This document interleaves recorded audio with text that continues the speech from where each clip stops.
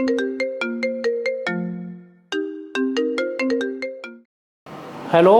Hello sir, मैं शिवम शर्मा बात कर रहा हूँ होटल मैक्स से। एक्चुअली सर मैडम ना कल अपना पर्स यहाँ पर भूल गई थी और रजिस्टर में ना यही नंबर मेंशन है। तो सर मेरी मैडम से बात हो सकती है? मैम? कौन मैम? सर कल आप लोग आए थे ना यहाँ पर, आपके साथ जो मैडम थी ना उनसे। अरे तुम ये क्या बकवास करे जा रही हो? तुमने फ़ोन कहाँ लगाया है और ये नंबर कहाँ से मिला तुम्हें? सर रजिस्टर में नाम तो संदीप लिखा हुआ है पर नंबर यही मेंशन है। अच्छा ठीक है, मैं अपनी वाइफ से बात करके तुम्हें बैक कॉल करता हूँ। Okay sir. दीप, हाँ क्या हुआ? इधर आओ। क्या हो गया? इतने गुस्से में क्यों बैठे हो और किसका कॉल था? पहले ये बताओ कल तुम कहाँ थी? अपने ऑफिस में ही थी और कहाँ होंगी। अच्छा, तो फिर घर आने में कल तुम इतना लेट कैसे हो गई? कैसी बातें कर रहे हो? तुम्हें बता के तो गई थी कि कल ऑफिस में मेरी इंपॉर्टेंट मीटिंग है, आने में मुझे लेट हो जाएगा। सब कुछ तुम्हें बता के गई थी। क्या हो गया? क्या बात है? बताओ तो। तुम्हारा पर्स कहाँ है? पर्स यहीं कहीं रखा होगा। क्या हुआ? जाओ अपना पर्स ढूंढो और लेके आओ। पर हुआ क्या है? मैंने तुम्हें बोला ना, जाके अपना पर्स लेके आओ।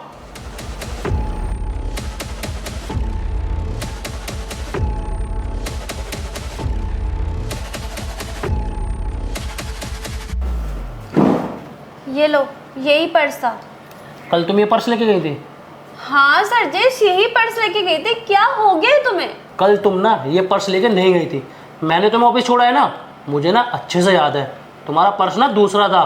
क्या हो गया है? यही पर्स था और मैं यही पर्स लेके जाती हूँ। क्या आप कुछ भी बोले जा रहे हो? ये वो पर्स नहीं है जो तुम कल लेके गई थी, क्योंकि तुम्हारा कल वाला पर्स ना किसी होटल के रूम में रह गया है। क्या क्या बोल रहे हो तुम? मैं बिल्कुल सही बोल रहा हूँ।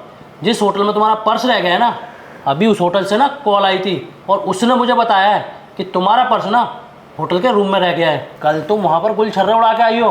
तुम मुझे क्या बेवकूफ़ समझती हो? सुनो, तुम्हें ना कोई गलतफहमी हुई है और जहाँ से कॉल आया था ना तुम वापस कॉल लगाओ, मैं बात करती हूँ। और मैं तो कल यार ऑफिस से सीधा घर ही आई हूँ और कहीं भी नहीं गई हूँ यार।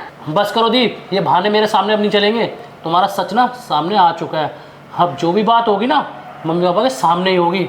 अब वही फैसला करेंगे कि तुम्हारे साथ क्या होगा। अरे सरजेश, एक बार मेरी बात तो सुनो यार। तुम्हें कोई भी कॉल करके कुछ भी बोल देगा, तुम उसकी बात मान लोगे, मेरी बात नहीं सुनोगे। अच्छा चलो ठीक है, तुम मेरी बात सुनो। हम दोनों ना एक काम करते हैं, हम उस होटल में चलते हैं जहाँ से कॉल आया था और वहाँ पे चल के ना उनसे बात करते हैं। पक्का कुछ गलतफहमी हुई है। ऐसा है ना दीप, मुझे तुम्हारे साथ कहीं नहीं जाना, समझ में आया? लाओ मुझे तो, मैं बात करती हूँ उनसे। हेलो। हेलो। हाँ जी भैया, ये क्या बोल रहे हो आप? मेरा वहाँ पे कोई बैग नहीं छूटा है। और मेरा नंबर कहाँ से मिला आपको? मैडम रजिस्टर में आपका ही नंबर लिखा हुआ है। अच्छा, मेरा नंबर लिखा हुआ है। अच्छा भैया, फिर आप एक काम करो, कल की ना कोई भी सीसीटीवी फुटेज मुझे सेंड कर दो या फिर कोई भी ट्रैक रिकॉर्ड सेंड कर दो। Ma'am I am really sorry, पर हम होटल का पर्सनल डाटा ना किसी को शेयर नहीं कर सकते। सॉरी। तो फिर आप हेलो हेलो, फोन ही काट दिया इसने। सरजेश, मैं सच बोल रही हूँ, मैं कल कहीं भी नहीं गई थी और मुझे कुछ समझ में नहीं आ रहा कि ये सब क्या हो रहा है। कर लिया तुमने उससे बात?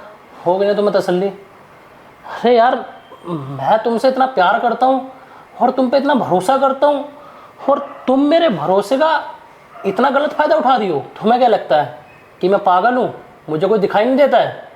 छोड़ो, तुमसे तो बात करने का कोई फ़ायदा ही नहीं है। अब मम्मी पापा आएंगे, वही तुमसे बात करेंगे और वही डिसाइड करेंगे कि तुम्हारे साथ क्या करना है, क्योंकि अब इसके बाद ना मैं तो तुम्हारे साथ बिल्कुल भी नहीं रहूँगा। सरजेश, एक बार मेरी बात तो सुन लो। तुम्हें किसी भी अनजान व्यक्ति ने कॉल करके कुछ भी बोल दिया, तुम उसकी बात मानने चाह रहे हो, पर मेरी बातें तुम सुन भी नहीं रहे हो ढंग से। यहाँ तक कि मैं तुम्हें खुद बोल भी रही हूँ कि हम वहाँ चल के उनसे बात कर लेते हैं, पर तुम फिर भी मेरी बात नहीं सुन रहे हो। बेशक तुम वहाँ पे जाने के बाद तुम कोई भी डिसीजन ले लेना, मैं कुछ नहीं बोलूंगी। सरजेश, मेरी बात तो सुनो, क्या बात हो गई है? मुझे ना तुम्हारी कोई बात नहीं सुननी है।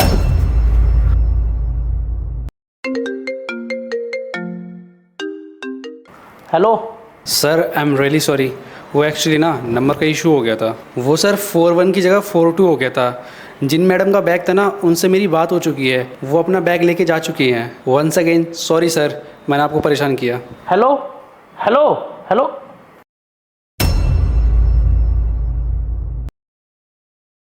Deepika, I am really sorry. मुझसे ना बहुत बड़ी गलती हो गई। वो मैनेजर ने ना 41 की जगह 42 लगा दिया, जिसकी वजह से ये गड़बड़ हुई है। प्लीज़ दीपिका, मुझे माफ़ कर दो। सरजेश, तुम्हें मेरी एक बात तो समझनी पड़ेगी। मैं तुम्हारी वाइफ हूँ यार, तुम्हें मुझ पे इतना तो ट्रस्ट होना ही चाहिए। मैं तुम्हें कब से सफाई दिए जा रही हूँ, कब से तुम्हें एक्सप्लेन करे जा रही हूँ, पर तुम तो मेरी एक भी सुनने के लिए तैयार ही नहीं हो।